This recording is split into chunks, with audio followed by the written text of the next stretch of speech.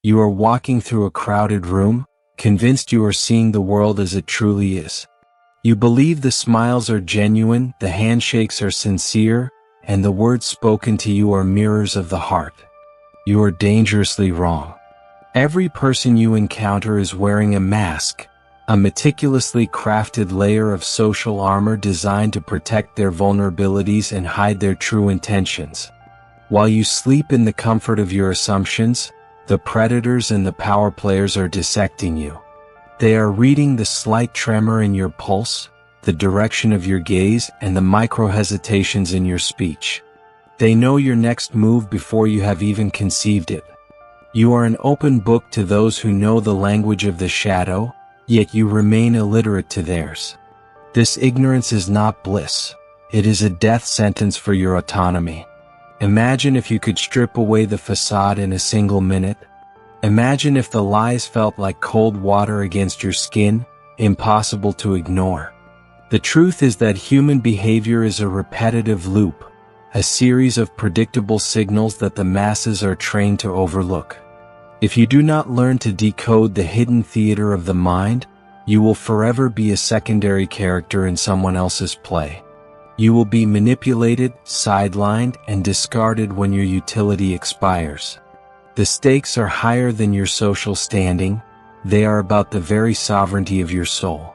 This is not about being cynical.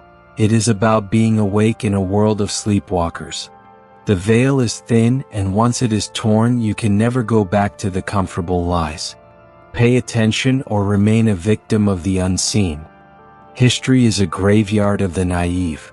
From the halls of ancient palaces to the glass towers of modern corporations, the story remains the same. Those who cannot read the room are eventually consumed by it. Think of the betrayals that have defined your own life.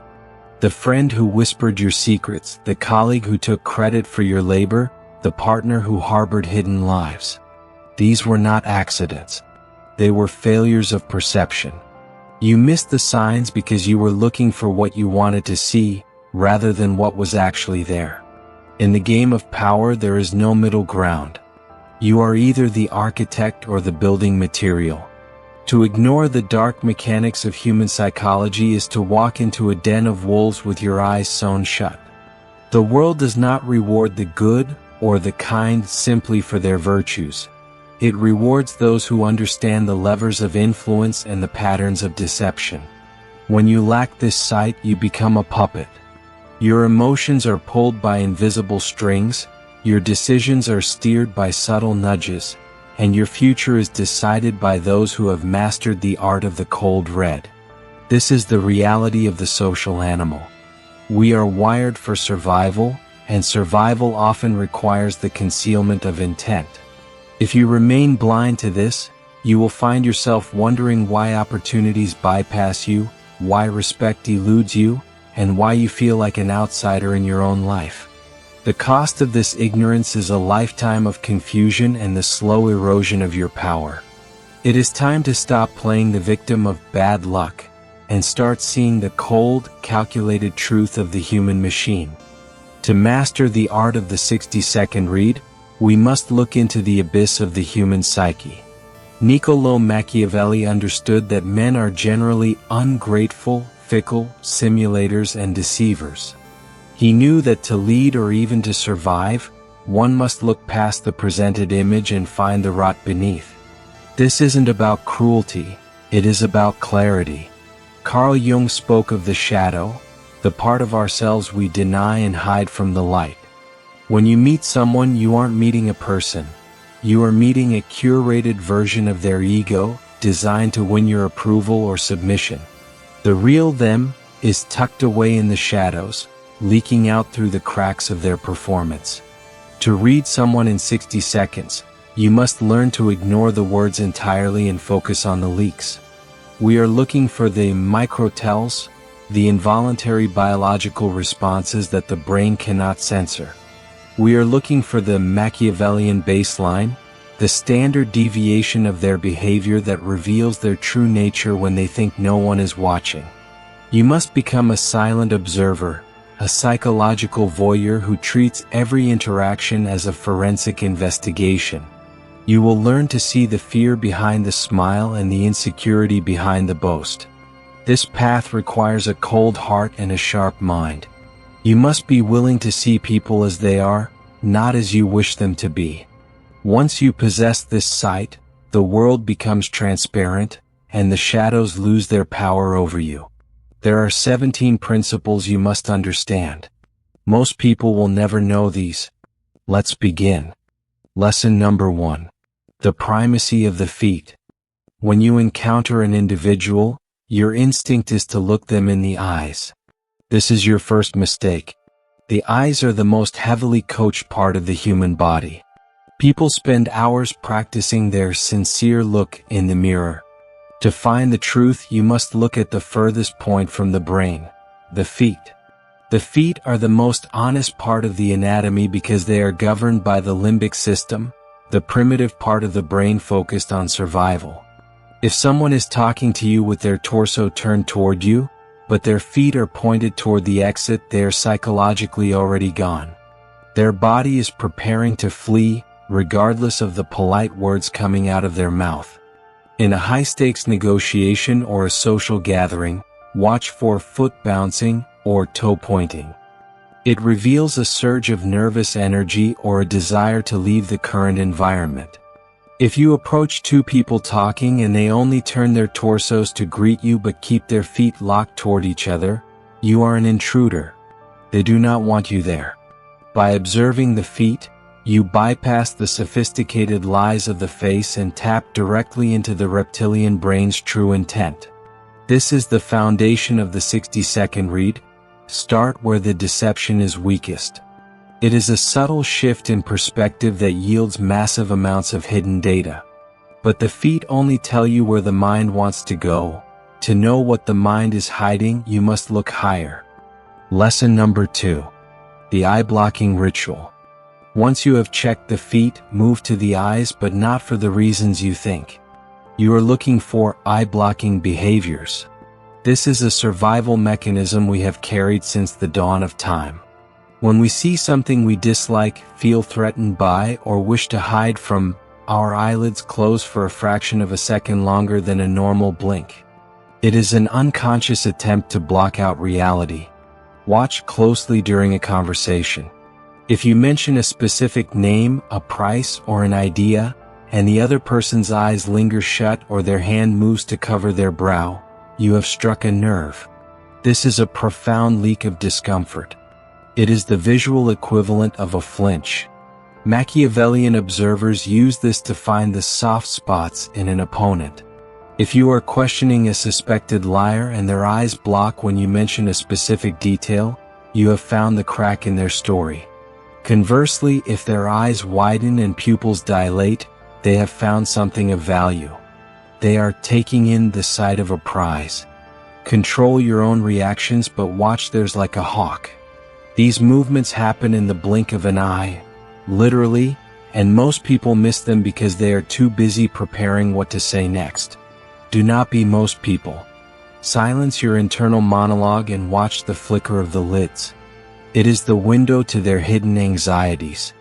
Yet even a controlled gaze can be betrayed by the tension held in the neck. Lesson number 3. The Ventral Denial. The human torso contains all our vital organs. Evolutionarily, we are hardwired to protect our ventral, or front side. When we feel comfortable and dominant, we expose our front. Think of a king sitting squarely on a throne. But the moment we feel threatened or encounter someone we dislike, we subconsciously turn our bodies away. This is ventral denial. In a 60-second read, observe how a person positions their body relative to yours. Are they shielding themselves with a bag, a drink, or even their own crossed arms? If someone crosses their arms tightly across their chest during a discussion, they are not just cold, they are creating a barrier. They are closing off their heart and lungs from your influence. They have moved into a defensive posture. If you see this, you know your current approach is failing. You are being shut out.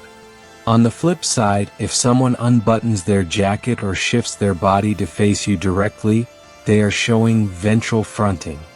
They trust you or they feel they have nothing to fear from you. This is the moment to strike or to build an alliance.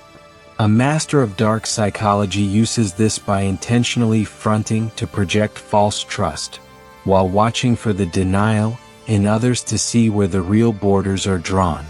But what happens when the body is still and only the hands are moving? Lesson number 4. The steeple of power.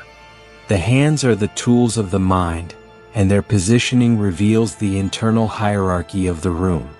One of the most potent signals is the steepling of hands, fingertips touching like a church spire. This is a universal sign of high confidence. When you see someone do this, they believe they are in control. They are certain of their position.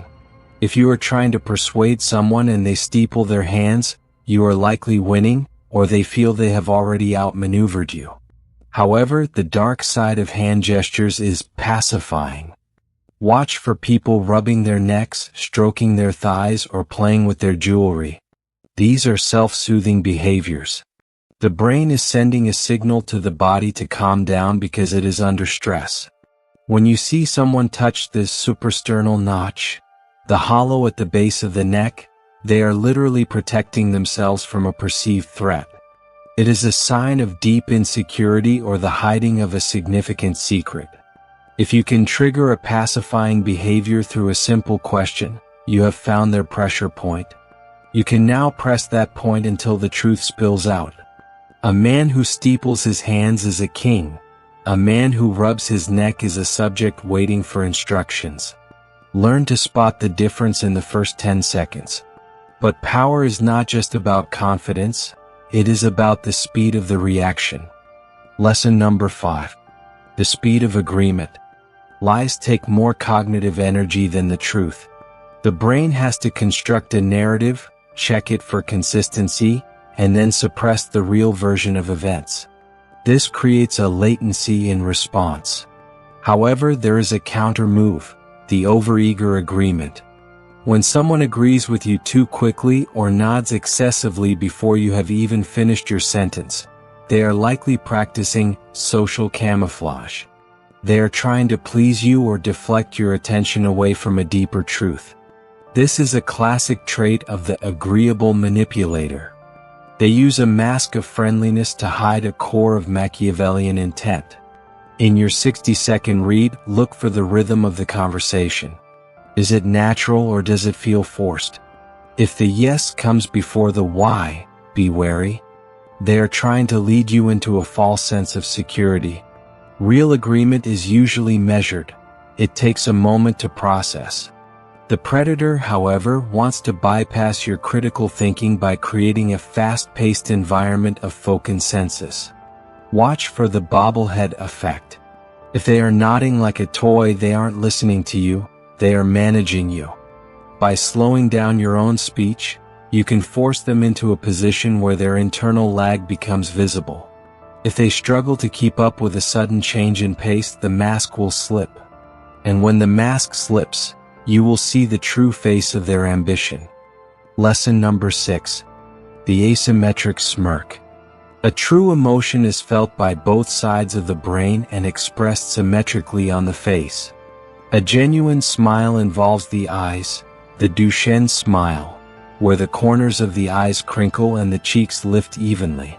Deception, however, is often one-sided. When you see a smile that is higher on one side than the other, or a smirk that only affects the left side of the face, you are witnessing contempt. Contempt is the most dangerous emotion to ignore. It signifies that the person feels superior to you and likely harbors hidden hostility. In the world of Machiavellian secrets, contempt is the precursor to betrayal. If you are presenting an idea and your partner gives an asymmetric smirk, they think you are a fool. They have already dismissed you, even if they are saying, "Great job." You must learn to spot this micro-expression instantly. It lasts less than half a second, but it tells you everything you need to know about your standing in their eyes. Never trust someone who shows you contempt. They will sell you out the moment it becomes profitable. Their mouth says they are your ally, but their facial asymmetry screams that you are their prey.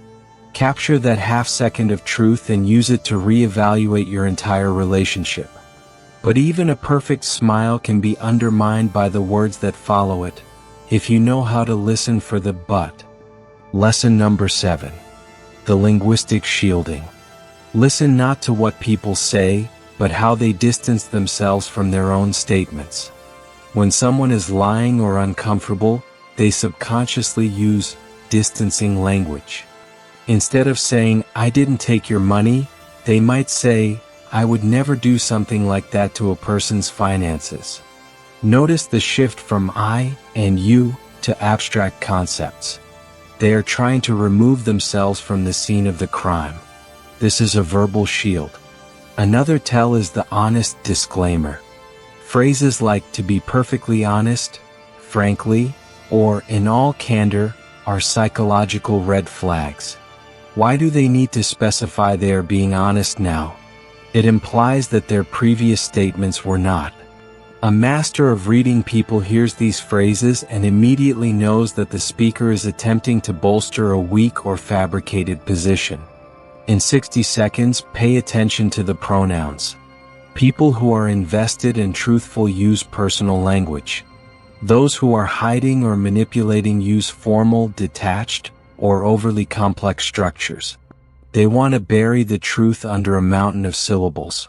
If the language feels too clinical for the situation, you are being managed. Strip away the decorative words and look at the raw intent.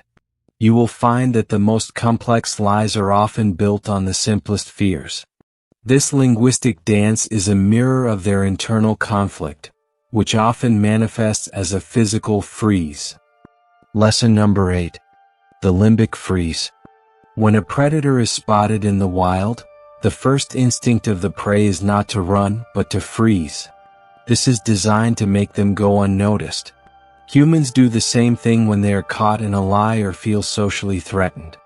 If you ask a pointed question and the person suddenly becomes unnaturally still, their hands stop moving, their posture locks, and their breathing shallows, they have entered the limbic freeze. This is a massive tell. It means their brain is scrambling to find a way out of the situation. Most people interpret this stillness as listening intently or taking it seriously. You must see it for what it is, a survival response. They are terrified of being exposed. In a negotiation, this is your moment of maximum leverage. When you see the freeze, do not speak. Let the silence hang. The pressure of the freeze will eventually force them to break, usually by over-explaining or confessing. A person with nothing to hide will move fluidly. They have no reason to disappear into the background. The guilty, however, want to become statues. They hope that if they don't move, you won't see the truth. Use this to your advantage. Watch the hands. If they were gesturing wildly and suddenly stop the moment a certain topic is raised, you have found the dead body. But silence isn't the only way they try to hide. Sometimes they use the shadow mirror. Lesson number 9. The shadow mirror. Rapport is often built through mirroring, subtly mimicking the body language of the person you are with. It creates a feeling of connection. However, the Machiavellian uses shadow mirroring to manipulate you into a state of blind trust.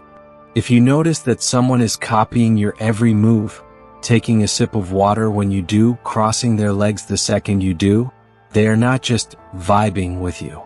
They are running a program. They are trying to bypass your natural defenses by making themselves appear like a reflection of you. In your 60-second read, test this. Change your posture abruptly. Lean back or lean in. If they follow you within seconds, they are trying to influence you. This is a sign of a high-level manipulator or someone who is desperately seeking your approval. Either way, they are not being authentic. True rapport happens naturally and with a slight delay. Forced mirroring is a tool of the trade for salesmen, seducers, and sociopaths. Once you see the mirror, you break the spell. You realize that the connection you felt was actually a manufactured illusion. By recognizing the shadow mirror, you reclaim your autonomy. You stop seeing a friend and start seeing a strategist. But even the most skilled mirror cannot hide the flash of disgust. Lesson number 10. The flash of disgust. Drop strategy in the comments if you're still watching. Let me know you understand. There is one emotion that is almost impossible to fake or hide. Disgust. It is characterized by a slight wrinkling of the nose and a lifting of the upper lip. It is the face we make when we smell something rotten. When this appears in a social context, it is a devastating revelation. It means the person literally finds your presence or your ideas revolting. You might see this flash for a microsecond when you mention your success, your partner, or your plans. This is the Machiavellian truth. While they may congratulate you with their words, their face has revealed a deep-seated envy or moral disapproval. In dark psychology, we know that people will work to destroy what they find disgusting. If you spot the flash of disgust, you must realize that there is no room for negotiation or friendship. You are dealing with an enemy who perceives you as less than. This signal is more honest than any contract or oath. It is the biological rejection of your personhood. Watch the nose. A slight crinkle when you speak is the only warning you will get before the knife enters your back. Most people dismiss it as a funny look. You will know better. You will know it is the scent of an impending betrayal. But even the most disgusted person must eventually speak, and that is where you look for the vocal fry of submission. Lesson number 11. The vocal fry of submission. The voice is a powerful indicator of social standing. When someone is confident and dominant, their voice remains resonant and steady. It comes from the chest. However, when someone is under stress, lying, or feeling inferior, the vocal cords tighten. This produces vocal fry, that creaky, gravelly sound at the end of sentences, or a slight rise in pitch. In your 60-second read, listen to the altitude of their voice. If they start a conversation in a deep, authoritative tone but their voice thins out or cracks when you ask a difficult question, their confidence has collapsed. They have moved from a position of power to a position of submission. They are literally gasping for air as their body enters a fight or flight state. Machiavellians use this to identify who can be pushed and who will hold their ground. If the voice remains low and slow, they are a formidable opponent. If it rises and wavers, they are vulnerable. You can hear the fear before they even realize they are afraid. This is the auditory tell. Combine this with the physical signals, and you have a 3D map of their psychological state. But remember, the most dangerous people are those who can control their voice, but even they cannot control their pupillary response. Lesson number 12. The pupillary betrayal. The pupils are the windows to the soul's desires and fears. They are controlled by the autonomic nervous system, making them impossible to consciously manipulate. When someone sees something they like, whether it's a person, an object, or an idea, their pupils dilate. They are trying to take in more of the pleasing image. When they see something they dislike or feel threatened by, their pupils constrict to sharpen the focus for a potential escape or fight. In a 60-second read, if the lighting is consistent, watch their eyes. If you offer a deal and their pupils expand, they are greedy for it. They want it more than they are letting on. If their pupils shrink, they are repulsed or suspicious. This is the ultimate insider information. You are reading their lizard brain's reaction to your presence. A master manipulator will look for this during a first impression, to see if the other person is susceptible to their charm. If the pupils don't change, the person is guarded or emotionally detached, a cold read. If they react wildly, the person is emotional and easily swayed. You are looking for the biological yes or no that precedes the spoken word. But the eyes can only see so much. The direction of the lean tells you where the heart is.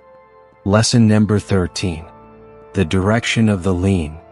Humans are gravity-bound creatures, and our weight distribution reveals our intentions. We lean toward what we like and away from what we dislike. It is that simple. In a 60-second encounter, watch the center of gravity. If a person leans slightly toward you while you are talking, they are invested. They are literally giving you their space. If they lean back, tilt their head away, or shift their weight to their back foot, they are disengaged. They are creating distance. This is often seen in high-pressure sales or dating. The moment the other person leans away, the sale is lost. The Machiavellian observer doesn't try to pull them back. They note the withdrawal and change their strategy. If you see someone leaning in with their chin out, they are being aggressive or challenging you. If they lean in with their head tilted, they are being empathetic or submissive. Use your own lean to test them. If you lean in and they move back, you are perceived as a threat. If you lean back and they move in, they are trying to reclaim the connection. The dance of the lean is the silent negotiation of power. But what if they are perfectly still, yet their hands are hidden? Lesson number 14. The hidden hand theory. In the history of human conflict, the hidden hand is the hand with the knife.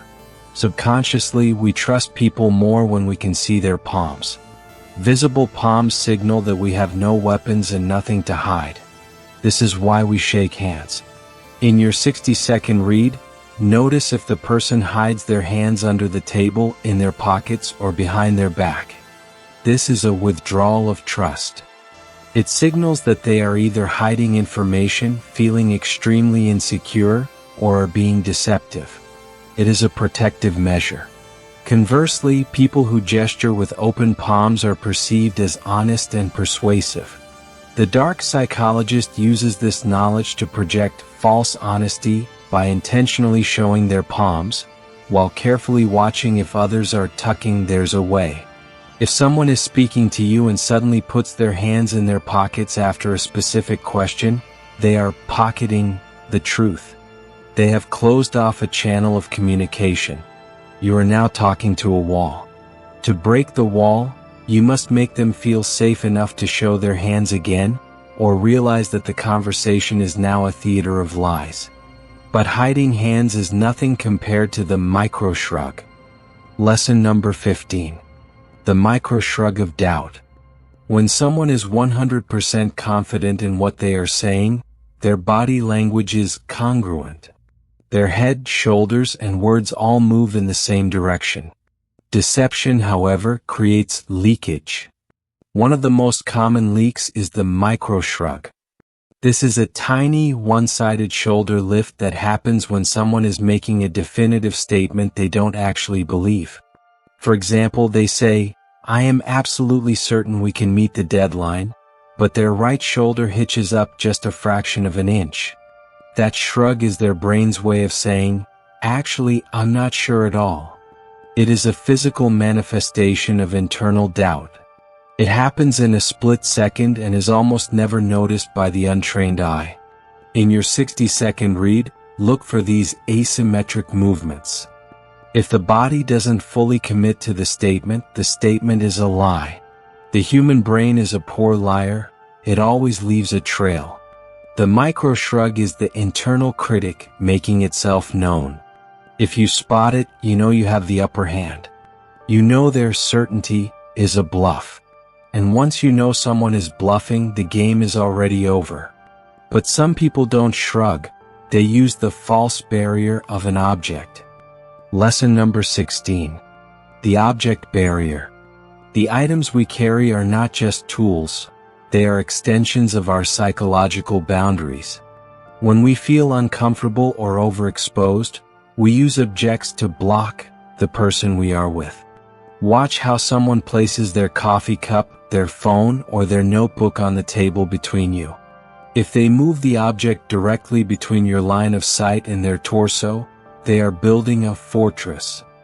They are creating a physical barrier to match their emotional one.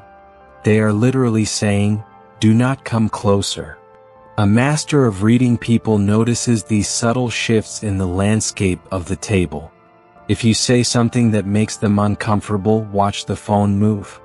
If they feel they are winning, the barrier will often be moved to the side, opening the channel. This is the proxy tell.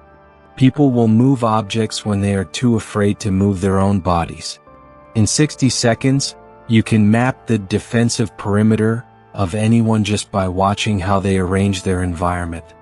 If they are surrounded by barriers, you are an outsider. If they clear the space, you have been granted entry into their inner circle. But there is one final, most chilling signal: the dead-eye stare.